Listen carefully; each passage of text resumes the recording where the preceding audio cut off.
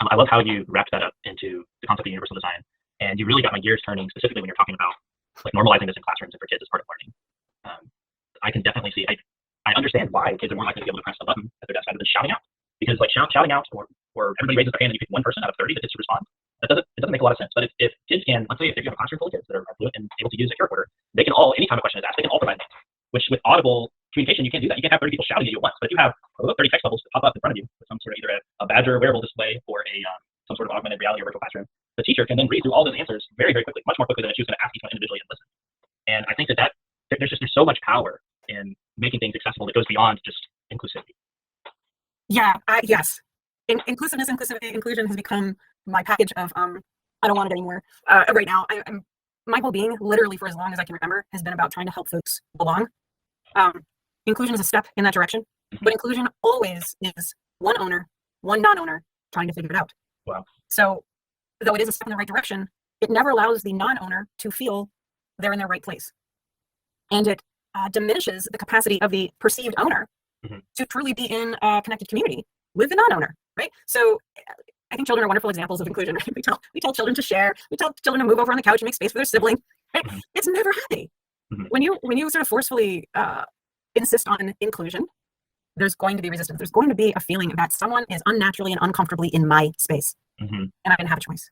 Right. Where belonging is an entirely different world. Yes. Even if I don't like all of the things about somebody, if I truly believe they belong, I have a different response to them being there. Right. Oh my gosh, yes. So let's imagine if instead of building curb cuts into all the sidewalks, what if the government just passed a law that said anytime you see somebody with a wheelchair, you have to help them get their chair down off of the curb or help them cross the street? That is the difference, I think, that you're describing as inclusivity versus belongingness.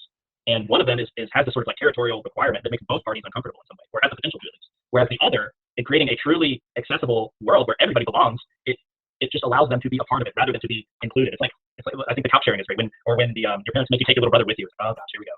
I have to include him now. And maybe he's partially happy about that, but there's a tension there. And I think that you can't expect somebody to be a true citizen in your society if you're treating them like charity rather than as somebody that deserves the same rights and I don't know space. What space. There you go. As everyone else, they deserve that. And I think when we can come at it from, I believe universal design is an abundance perspective.